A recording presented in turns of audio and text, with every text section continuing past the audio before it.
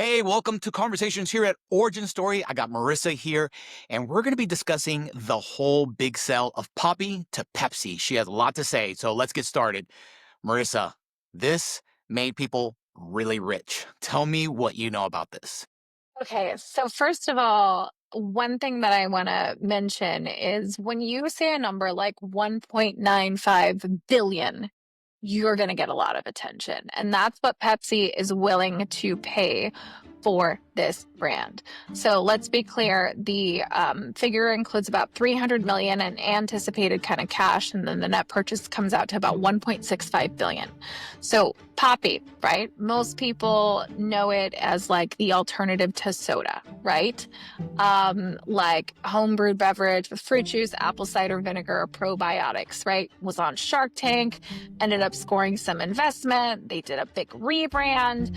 But one of the things that Poppi has done phenomenally well from the beginning is telling the story of this homegrown brand.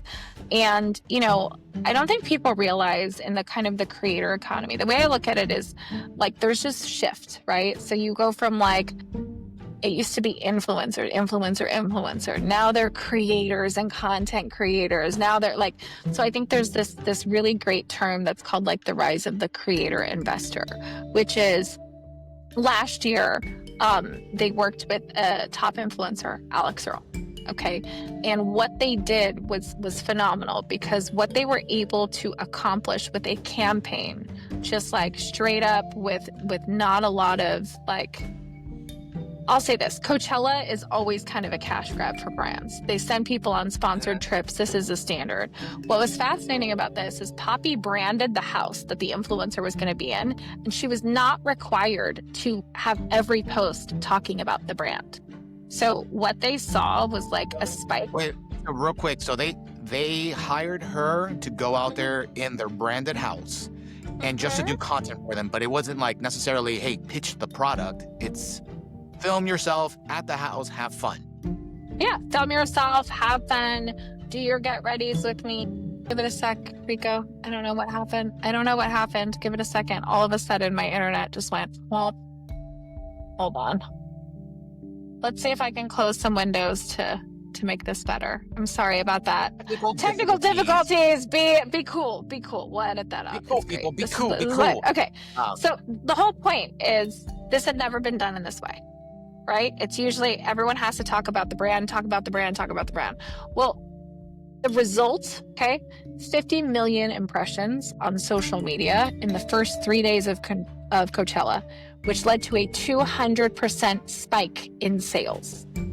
Okay, so like if you are a brand and you're wanting to get out there, this is a great example of not every post, not every feed video has to be about the product. The product is it's integrated in authentically, but it is not like over the top. And you can see like these are fun, they're bright, they're relatable. Yeah. The content, some of it she's getting her makeup done while this stuff is happening. So again, when I look at it, they're partying, they're having a good time, they're having a great experience. It's not just like one-sided content. And here's the fascinating thing about this. She ended up investing in this company, Reko, early stage. So I need you to think about this. This company, 1.9 billion. Investors are going to make bank on this, which also leads to this idea of if you're a brand and you're wanting to find good creators, the rise of this creator investor. Okay, maybe you don't pay them $100,000 for the TikTok. By the way, the going rate for some of these influencers is $50,000 for a TikTok or $100,000 for a TikTok. Okay. Wait, just for one video? Yeah, like people are making insane amount of money. Like if you're in that top space, Reko, you're like, I have one client right now. She gets 25,000 for. What is to get that, what is your audience? Like how big is your audience? And do they look at demos? Like, is it male, female, 18 to 25? Okay. Lots of controversy in this space. Okay. Because a lot of the controversy stems that there's a pay disparagement between like, I'm just going to say what it is, like white creators and other. right? That's Okay. kind of the thing that they say the influencer marketing, they're only looking for white and it's all like vanilla, which could be true or not true, because I know a lot of people of color that are slaying on it, right? They're just getting it done.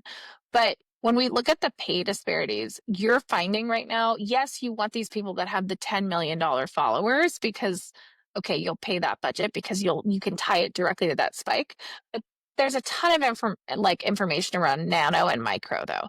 Nano and micro who have like these 5,000 or 25,000 really engaged fans and followers.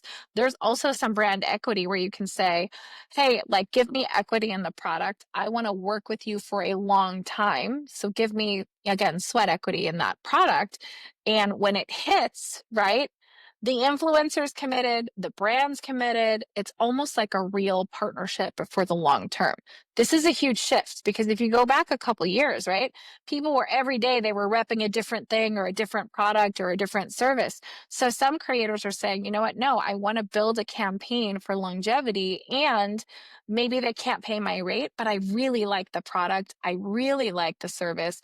And because I like the product and because I like the service, I'm willing to kind of put in some sweat equity to come out of the other side of this. And so that's So like they're really fascinating to me. that is because they're part of the if you think about it, they're just part of the marketing team. They're like they're not the CMO, but they're part of Mhm. that where they get equity, which makes a lot of sense because what's happening or what I've seen is the people that keep hawking new product every week, you lose trust because they're constantly trying to sell you something very different. I have friends who I met doing content and they're influencers. And one guy, I wanted to do a show around him, but then I just started seeing he was getting different stuff. I lost trust with him every single week. It was this product and this product and this product is better. And they Mhm. were in the same niche, creatine gummies, but now let's get it from this brand.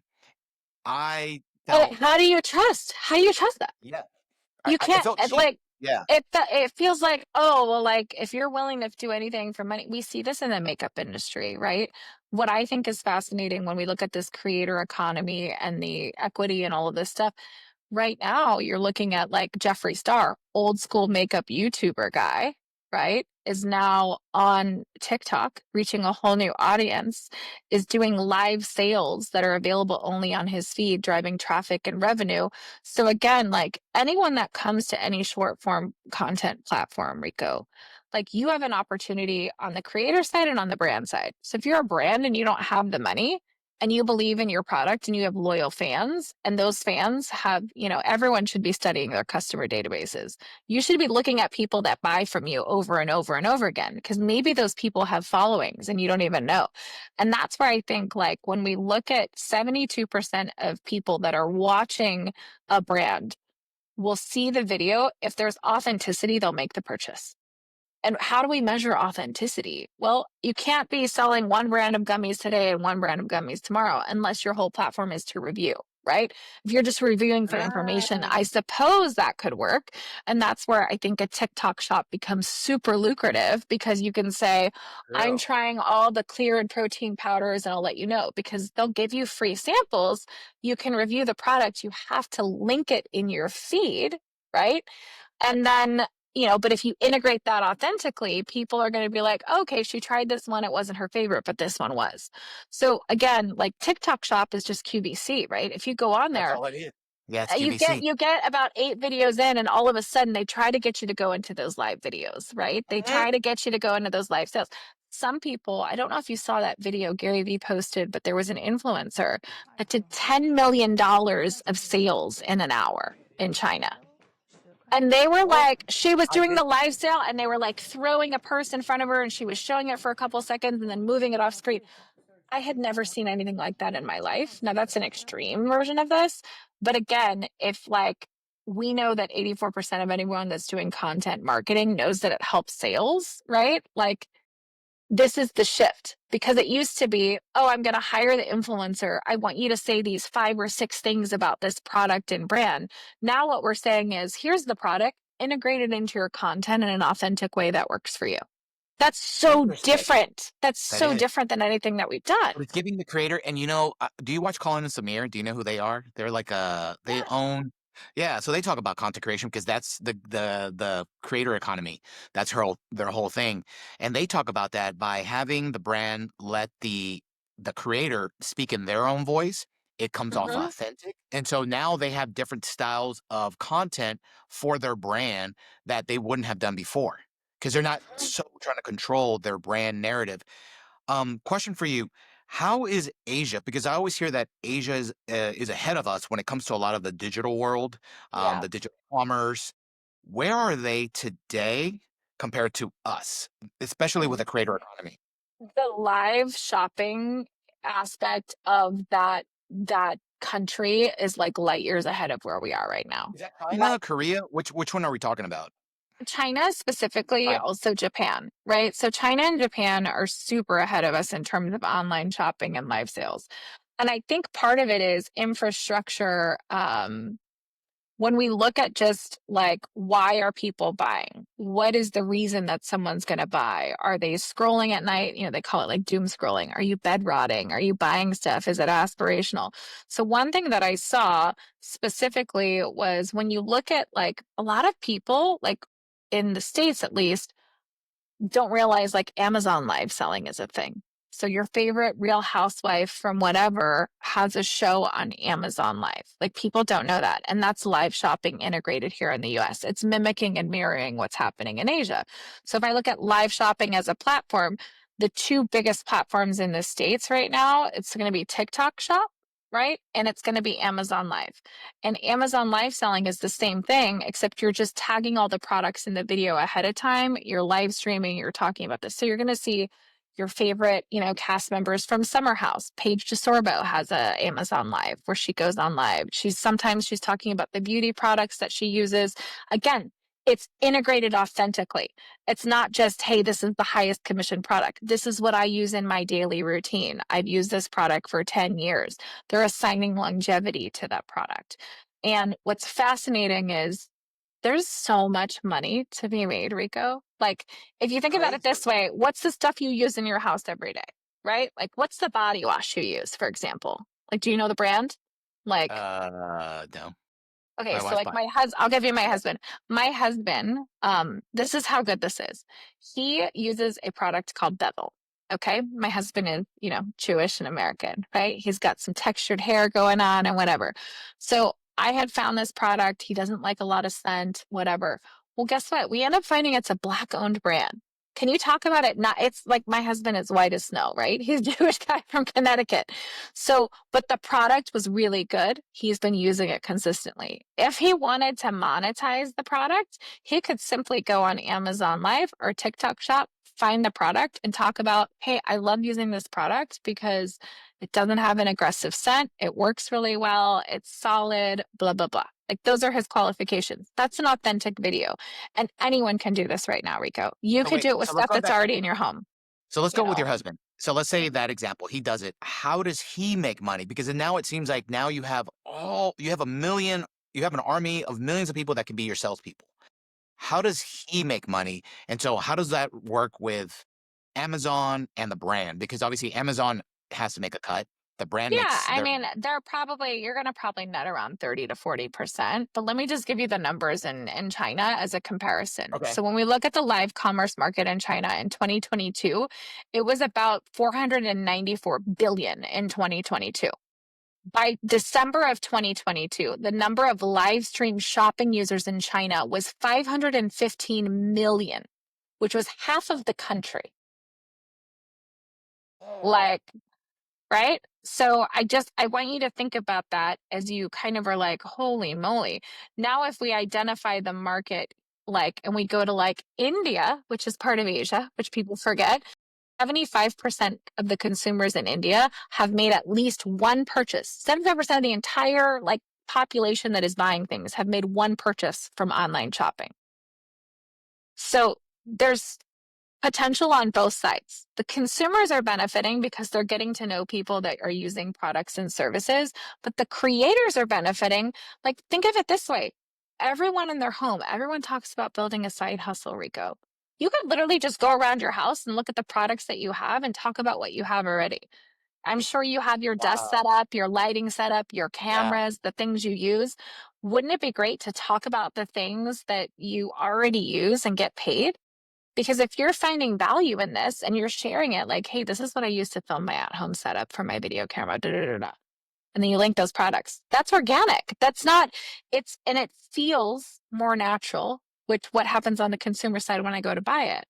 Well, it looks great. I want to look like that. I'd like to have my lighting look softer. I would like to, you know what I mean? Like, I would like Okay, that. I'm gonna play devil's advocate for you.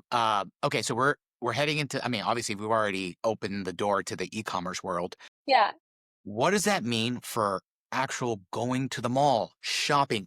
What do these let's talk about small businesses. What do these small businesses that are brick and mortar or stores need to do to compete? Because if I can just order from home, why drive there? What do they need to do to engage with the consumer? Because it's just so easy to just buy it online now. Yeah, I think one thing that we're going to see, and I don't think it's ever going to go away, which is really interesting, but what we're seeing, like in Southern California, for example, is almost all of our mall developments are now adding condos. There's gyms in the mall. Okay, there's like a mattress store in the mall, there's car dealerships in the mall. There is a shift, right? When we look at like, how does this impact brick and mortar retail? So when we look at the numbers, what we're seeing categorically is this like shift of like you're going to the mall to have an experience, right? Because buying like some things people like to buy. Great example: Lululemon, Viore, okay, um, Alo Yoga. People want to go and feel the sweatshirts and feel the material, and then they go, "Oh, this is really good quality." And so they may not make the in-store purchase, but then they're going to make that purchase online or like not necessarily in the store. So if you look at why is a car dealership in the mall, let me give you a breakdown. Fashion Valley Mall in San Diego, very long time ago, was the ghetto mall, right? Nobody went there. Now you've got Louis Vuitton and you've got Chanel and you've got Hermes, Carolina Herrera. You've got all the high-end brands. So guess what goes in there? An Audi dealership is now in the mall. Okay. Like you have a gym in the mall. You have all of these high-end things that tie together. And so what you're seeing is this rise of, okay, well, why would you build condos in the mall? Well, guess what? I want to go down in the morning and get my Joe and the juice and go work out, right? I want my stuff to be walkable. I don't necessarily want to have to drive.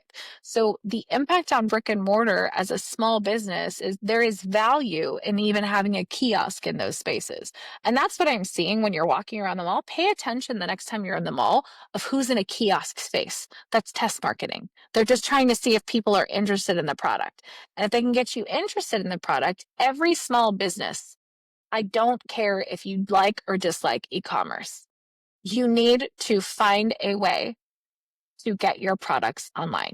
You can do it in TikTok Shop. You can do it in Instagram or Facebook. You can go on Amazon. You can work through another service provider. But there is a ton of opportunity out here. And if you have people, again, if you look at the customers that are buying, my sense is you probably have at least 10 customers right now in your purchase or your database that make purchases that have at least a minimum of a couple thousand followers.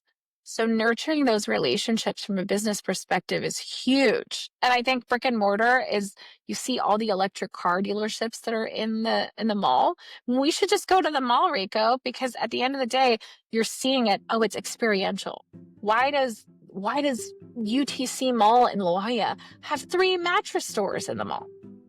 3, because people want to go in. They don't know if they want the Casper or the Purple or the Sleep Number. Yeah, So they want to feeling. go in and they want to experience it. And so I think brick and mortar, for as much as everyone says it's going away, people want the experience of going to someplace, right? Even movies, like everyone wants that experience. That's why Yeah, movies you're still right. exist in a theater, I mean, if right? you think about it, if we're living such in a digital world and we're buying, we're consuming content, everything, Mm-hmm. we're getting a little bit lonely.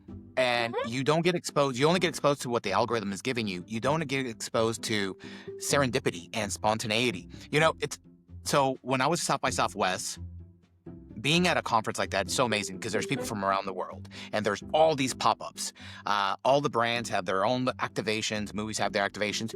You get to experience something, and it's being around those people, being in that whole little mini universe. You feel special. you miss that when everything's online. If I'm buying everything online, and I do still like going places, but because my time is limited, I'm very selective on when I can go. But you're right, certain malls, I go because there's an experience. Well, and here's the data. You know me. I love the data. I And love this that. is I the love that thing. you love Okay. data. So US retail sales were expected to be at about, they came in at about 8.53 trillion in 2024. Retail sales, okay? Okay, with the in-store sales, so this is in the store, in the brick and mortar, represented 85% of that figure. So about 7.25 trillion. So for as much as everyone says online, online, online, 2.5 trillion was done in store. So what does that mean? It means that when we look at the categories of what people are doing, 60% of people, of consumers, are actually going to the grocery store. They're not doing Instacart anymore. Why? Because the pandemic's over and they're going back to the store. Personal care and beauty percent, 50-50. 50% prefer to buy online, 50% want to go into a store. Apparel and footwear, 40% mainly buy clothing in store. So that market, if you're selling, clothing and apparel, you have to be online. That's telling you 60% of those purchases are made online. And then home goods is around only 28%. So I think that's a huge shift when we look at the breakdown of that. And again, if we look at the opening and closings, and they kind of look at this, almost every mall in the country is adding condo or retail space, hybrid space, co-working space. And what they're doing, think about college and that experience. Why do so many people long for college? There's a phenomenon around it, and it's because college was a walkable community experience. You So went you true. went to work, your classes, Yeah. you socialized on campus, you ate on campus, you had your dorm. It was walkable. So what I think we're actually doing is just recreating the communities that we've already had. Now, again, the impact on a business is very simple. If you're in a small business, you have to be online. Be online or be left behind, first of all. But second of all, like getting into a store, like I look at, remember we had Rob Angel from Pictionary come to Breakthrough, and okay. Yeah. So do you remember where they first sold Pictionary? No, I can't In remember. Nordstrom. They were at the top of the escalators. So as people were coming up or off of an escalator, they had a team member trying to sell Pictionary in the stores. So what does that mean? Like, would you go to Nordstrom to buy a board game? No, but they had an No. in. And look what Right. that became. So my thing is stores like Nordstrom's have local programs, which most people don't realize, for local businesses. And what they will do is they will give that local business during certain months an opportunity to showcase that business in the store. So they did this Seriously, I during did not Black know History that. Month, Nordstrom? Latino History Month. Yeah. So like if you're a local brand and it's during one of these things where they're doing small business, you can work with the store.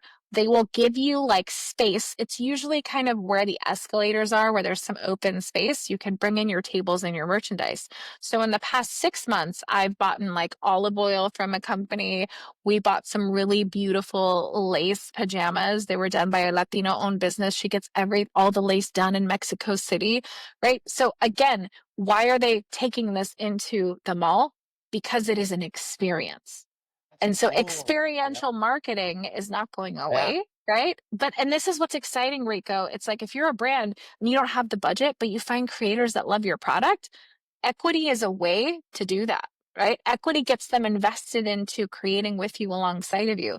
So this is the opportunity for long-term partnerships. The second thing is anybody has the capability right now to monetize the things that they're already using in their home. So I don't care if you're like an admin assistant at a company, you want to monetize your makeup routine, go for it, girl, because you can. You can do a live on Amazon or TikTok and link all of your products, right? You're already doing it. The third thing is as a creator, instead of being so rigid about saying, oh, I want $10,000 for 2 videos in this, really evaluate the brand like you're evaluating a deal on Shark Tank. Do I want to do this deal? And would I want to partner with this brand for the long term? And how can we negotiate some of that so that you have long-term residual in that? That's how you build the generational wealth. You're not going to build it doing onesie twosies, right? You're going to build it doing this.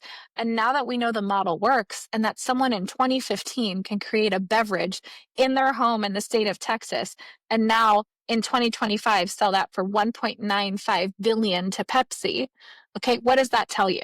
That's a 10-year, right? Like 10 Yeah. years. In 10 I would years. put in 10 years to make that amount of money. That trajectory, by the way, used to take 20 to 30 years. Now we're seeing it in 10. So what that tells me is it's happening faster. So next year, I imagine something will happen big that's in 5. Well, let's talk about Pepsi real quick because they just bought Poppi, right? Mhm. Just January 17th, 2025. Who did they buy? Siete Foods. Out of Mhm. Texas, the whole thing about Mexican American culinary products, it's, gluten Mhm. free because I use that product because I'm gluten free. So I They're love like, it. yeah, yeah. So Pepsi is on this acquisition thing. Like right now, they're acquiring all these unique brands for their portfolio, which is pretty impressive. And they're making billionaires. I mean, 1.2 billion, 1.9 billion just in like two months. Uh-huh. But that's the thing that happens is now the challenges with that, right? The reaction on social media is really interesting because first, like that Siete Foods thing, right, was 1.2 billion. During COVID, they acquired Rockstar, right? The energy They drink? Oh, like wow. yeah, so the thing is strategic acquisitions, why are they making these acquisitions? Because people that love Rockstar. They're never going to drink Red Bull. They're loyal to Rockstar. People who love what's that liquid death water, love liquid death water. So what they're actually doing is buying audiences. Siete Foods, what demographic are they buying there? Well, twofold. They're buying people that invest and support Latino brands, but they're also invested in the gluten-free market. They also have strategic acquisitions of other health food companies. So but what's happening online is the first thing people are talking about is, are they going to change the formula of Poppi to be something different? Private equity ruins everything. Da, da, da. So now the consumers are all in this anxiety of knowing, like, are they going to greenwash the product? Is it going to stay the same? So when we wrap this into a bow, what does it look like? One, live shopping, huge opportunity, huge growth for any brand. And I actually think that, as funny as it is, I think we're going to start to see some SaaS companies. Like I'm already noticing the trend of LinkedIn where people are doing more live streams and talking about the things. I think you're going to start seeing sales of software coming from live streaming, not just a product that you would, not just a Stanley Cup or something you would buy in your home. I think You're software thinking is going to like, go that way. so let's go with high Predictions. level. Yeah. So like high level being something that you would talk about as a SaaS company and try to sell Yeah. it, or Like they have affiliate programs, right? So now it's like, cool, I'm going to talk about this program that allows me to spin up companies in different instances, which is how I can rapid startup because I have a template that I can apply from one company to the next. By the way, you can also own the software. It's only $297 a month and you can set up your own agency. Suddenly that's an attractive thing. Now I'm going to get a referral feed and this person's going to set up a business. So I think the shift is going to be like industry wide across different that makes verticals. a It's lot of sense. like if I'm going to predict it, I think in like the next year, you're going to see SaaS companies and more people talking about their products online and affiliate marketing online and all of these different things. And again, what does it tie to? It ties to, is it driving the sale? Which it is. We saw that $7.25 trillion of sales happened in store. So is being in a store still valuable? Yes. I don't care what anybody says, but you also have to be online, right? And I think what's great about this is if you have the opportunity, you can kind of look at any company from the time it started to now using the Wayback Machine. You can go to like Alo Yoga's website, when it first started to now, Lululemon's website from when it started to now. And what you'll notice is they all did not launch with tons of products. They had a core selection of things that they offered. I don't know if you're familiar with Built. Do you know like Built products? They're like Basics. Built Basics is the company, BYLT. Oh, Um, I've seen that. Yeah. yeah, it's just basics that they're selling, right? They have like about 10 signature pieces for men, 10 signature pieces for women, and that's what they're focusing on. We look at a thing like, are you aware of True Classic? Have you heard of True Mhm. Classic? Yeah, the So the shirts. yeah, so Yeah, I have those. phenomenal. So they started with shirts, right? Shirts went well. Then they added joggers. Then they added jackets. Now they sell packages where it's like a couple outfits in a bag. My husband has spent more than $5,000 with True Classic. Their marketing campaign works. Their marketing of just a packet of t-shirts that's really great. Now they full on have blazers that are like made out of sweatpant material. He is not No. an Really? online shopper. To be clear, my husband, middle-aged guy, not a big shopper. For someone to drop over 5 grand in 2 years on clothing, that strategy of launching with the core signature of products, okay, you're just going to have your basics and test, adding a product and testing, adding more products. I mean, he now has bomber jackets, dress pants, like they know how to market to men. They've done a phenomenal job. And if you look at that bundle builder at the top, where it says kind of bundle, you'll see that they have all of these different really cool ways that they sell the clothing. And again, build a pack. Oh, look at that. So The the more discount. things, so do you see the shirts? You can buy like the t-shirts. Okay, what do you want? So for men, this is just such an easy way to build a wardrobe. And even like, your joggers or your dress pants or your shorts, it's very simply done. It makes it really simple. And you can see that that's the blazer, right? And he Yeah. got it. It fits perfectly and it's comfortable. So it's, you buy 12 items, you get half off. So what do you think people are going to do, Rico? You think they're going to buy one item? No, they end up, Yeah, no, you they want the go to buy deal. the t-shirt. They You get just the want that t-shirt. deal. The t-shirts are the gateway drug. So what does that mean? That means that online has its place. Live shopping is a huge opportunity for And everybody, True for the Classics is brands and for just the, online, right? True Classics doesn't yeah. sell in stores. It doesn't have a storefront. It's so Mhm. wow, man. It's you can have you can build a business and never even have a brick and mortar and sell stuff that brick and mortar stores sell. That's amazing. So it Because just depends on where you want to go. And I think they do pop-ups in different cities based on where they have the most customers, but let me give you their finances. Let me give you the data. Year oh, one, let's go. year one launch for True Classic launched in 2019, $15 million. Second year, 2020, pandemic hits, $100 million. Oh my gosh! In 1 year? Lifetime sales as of early of January 2025, over 500 million. So it is possible to do just an online brand. Where'd you get the financials? I have access to all kinds of really cool insights and data. So I can send you that, but I just pulled them from a couple of different magazines. Modern Retail had the story on them. But again, I want you to hear that trajectory. Year one, 2019, 15 million. Year two, 100 million. That's huge, right? Enormous. And a lot of people probably won't even know about that. I know about them because of their ads that I got hit up. I bought some of their shirts, but I They're haven't bought a comfortable shirt. and they're not nice. They Yeah, they fit I didn't well, know right? that when I bought it a few years ago, they only had shirts. But it's a strategic growth mechanism. I think the biggest mistake that like most influencers make is they make merch about themselves. Right. If we look at, I don't know if you know who Paige DeSorbo is, right? She's got the Giggly Sod podcast. She was a reality person that was on Summer House. She was a fashion influencer. She just did a strategic shoe launch with DSW, affordable, cute shoes for women. She didn't Mhm. make the shoes like it wasn't the Page Disorder. It was just like, hey, here's my collab with blah blah blah. Right? It's like Skims collabing with Dolce and Gabbana, so people can feel like they're buying Dolce and Gabbana. Strategic partnerships are driving the way. So I look at this like True Classic started with shirts. Makes sense, 15 million in Yeah, shirts. And then yeah. as they expanded into shorts and joggers and all these different things, they do such a great job of marketing and bundling and making it really easy because they've studied the brain. So what does this mean for the industry? Again, there's like 9 trillion of opportunity out there, right? So when people say like, "Oh, I don't know what to do," it's like, do it because someone else is going to take the idea and run with it. And And honestly, the just other, have fun with it. This is a whole new yeah. economy. This is all new. Let's go over a little bit of the rise of the creator investor because that's new to me. I'm not really too familiar with this, but I have seen it with people that I follow on YouTube. Um, this is this is fascinating. So Yeah, so obviously, it's Alex kind of Earl was at the like the first it's person they talk about.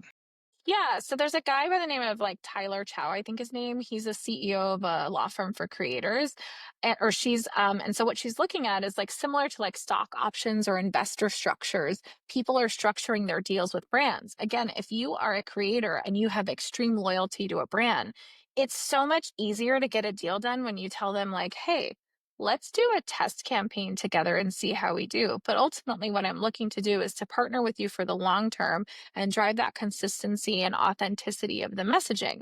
And so it becomes very attractive for a creator to say, I'm going to take up, if I really like something and I can tell it's on a good trajectory, I'm going to lower my rate and accept more on the equity side.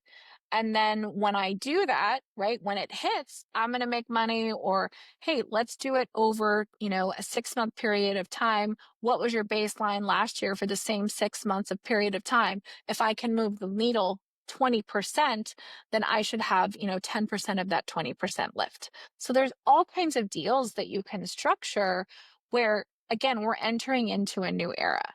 This is just a different way, because it used to be like, oh, I get 150 for an Instagram story or a static post or this or this or that. But the agencies are changing. Now, like, let's be clear, there is a pay disparity that is, really glaring. And there's a platform that's called Clara for creators, Reko. And what this platform does is it offers some transparency for creators that I believe is changing the way that brands do deals. I believe it came to an acquisition, but basically what they're doing is sharing pay transparency. So creators can join the network, they can look at the brand and see what the brand is on average paying for something. Isn't that You're talking about awesome? this? Yeah. Yep. Okay, that's the So website. like, yeah, so you can get in there and you can kind of see, oh, okay, this person did that, or oh, this is here, this is there. Like, how do we do this? It's kind of like Glassdoor for influencers, but it is a Latina owned company for essentially financial like transparency. So she was a creator that said, hey, there's a big pay disparity. We should create a system or a site where we have insight into what that brand's really paying.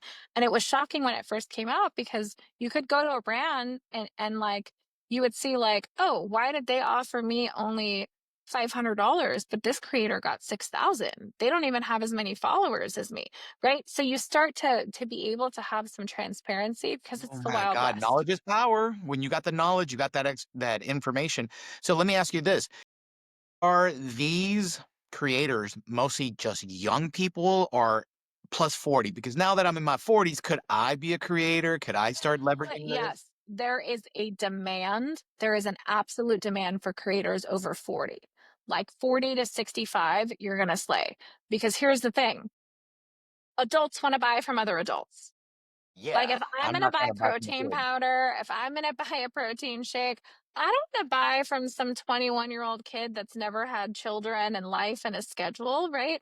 So the authenticity of being an older creator, UGC, big industry, user-generated content, where brands will pay you just to help them create a bunch of stock videos and images, or just faceless content.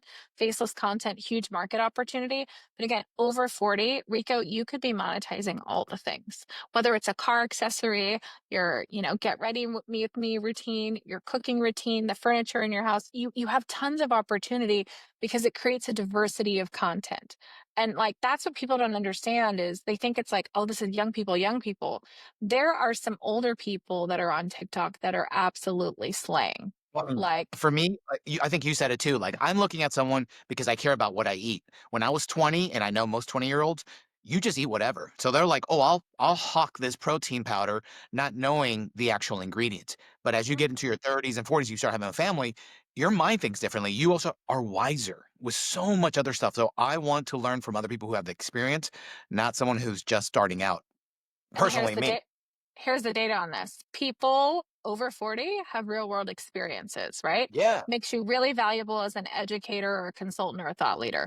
But here's the other thing. There is higher purchasing power and trustworthiness, because older audiences spend more on products. So whereas a younger person might buy one thing, an older person has the ability and the finances, because of time and longevity, to make the whole, they can buy like 5 to 10 things, right? So the purchasing power is greater. So there's all kinds of, again, like, and I think we should just run an experiment, right? Like, we should probably do this together and just like run some experience and see what I we love it. what we have. Yeah. Because like, at the end of the day, like, whether you're a brand, whether you're a small business, or whether you're a creator that wants to get into making content, there's money to be made in all of these spaces. You just have to figure out where you fit. And I think that like that's where the magic is the people that get creative, the people that are willing to look dumb are going to win. Like you can't care what people think about you if you're going to go down this journey. Like You can't. I think You it's, can't. And honestly, you know, that's just I think in life, you shouldn't mhm, care. As long as you're not hurting anyone, you shouldn't care because there's always haters. It's so easy to hate today, especially mhm, online. Pay no attention to them and keep moving forward. Um, you know what this also made me think of is how easy it is to contact people too, because we live in this mhm, digital age. I've reached out to the CMO and the CEO of GM and mhm, got their attention. I I had done a show, so you know mhm. my past. I did Bushido Yeah, Battleground, the whole MMA thing. Well, after that, I was looking at bare knuckle boxing, and I was like, man, I really enjoy this, but they're not doing really yeah, well. I hit up the owner on LinkedIn. We had a call, and it's so funny because I didn't follow up with it because I didn't have a show idea. But he was like, "I like what you're saying. I love your show. What do you want to do? Like, how do we work together?"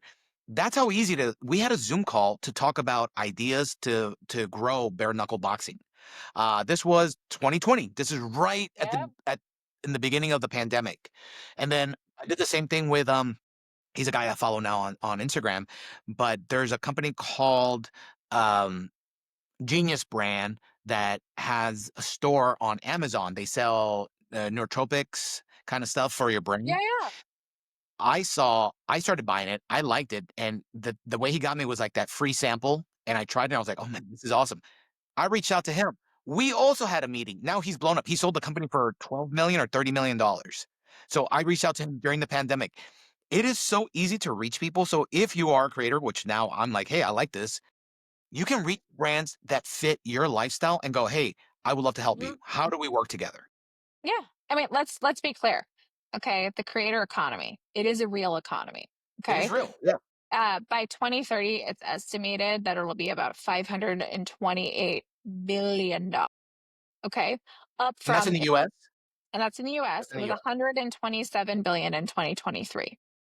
Because of this expansion, this explosion, there's a need for better age distribution. So, right now, the largest chunk of people making content online is my demographic, which is our millennials, right? Which is our 25 to 41, Mhm. 42.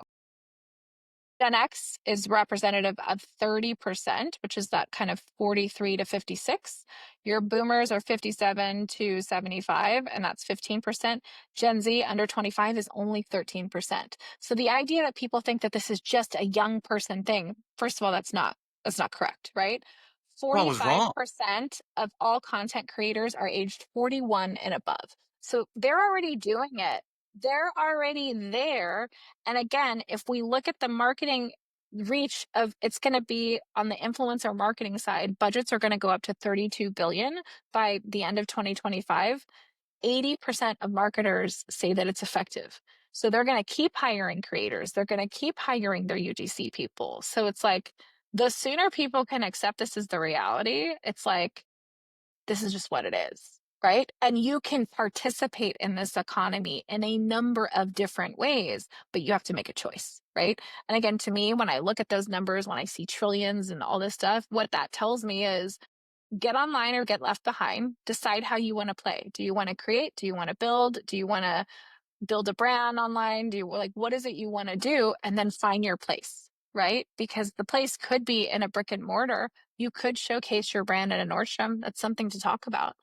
Like Yeah. it is something to talk about. And Rico, in your journey with the things that you've discovered and the products that you're consuming, there is a story to be told about how all of these products work contextually, right? So anyway, just something to kind of pay attention No, no, to and that's and be honestly aware of. my strategy, which I do want to talk to you about. Is my strategy is to start showing the content or doing content, then bringing in the brands that I'm actually using, then reaching out to them for some type of affiliate Mhm. or whatever. But then my next goal is to build my own thing that encompasses what I feel is lacking in that sector of health. Yeah, I mean, So I that's just me playing in discovered my mind the future. I'm like, how do I? What's next? What's next? I just discovered clear protein powder, which I'm obsessed with because I don't like making protein shakes. Like I think sometimes they're too thick. They're like gross. I'm not into it. Um it sounds funny to say that out loud, but I'm obsessed because now in the morning I drink this stuff and it feels like lemonade to me. And What? I've never had it's this. like, no, I'll put it in the chat for This you. is Yeah, this yeah. right here? Yeah, so there's some of this, and then there's like another thing. It's called Oath Nutrition. I'll put that in the chat for you. But this is what I'm talking about, like getting protein, 20 grams of protein in the morning without having to, do anything too crazy or having great drinks is like amazing to me. And it just tastes like a lemonade. I can drink it. I feel full. And that solves my problem of like, it's really hard for me to eat a ton of protein in the morning. Like telling people to eat 20 grams of protein in the morning, doing it is one thing, saying it is one thing, but then in the morning, it's like, oh, what do I want? So, even that for me, I think each of us, as we find quality products and things that we like, we naturally want to tell our friends about it. So, why wouldn't we tell strangers? If we That go all to makes a so much sense. restaurant, if we go to a restaurant based on reviews from a stranger, the likelihood that we'll make a purchase based on reviews from a stranger, right? Like it's there if we feel that it's authentic and it's delivery. Yeah, and once you start, let's say that stranger becomes not a stranger, but becomes someone that Mhm, you see as a friend, mhm, because the more you see someone, this is why celebrities work. The more you see them, the more you think you know them, the more you connect to them. So their face, mhm. their voice, all that becomes comfortable to you. So when they tell you something, you start trusting it.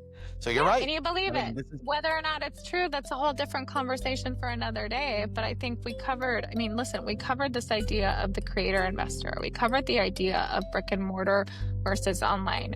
We talked about how brands can authentically expand online with small changes in adding product to build phenomenal top line revenue in a business. And we also package different ways that people can monetize the things that they're already doing in their daily life.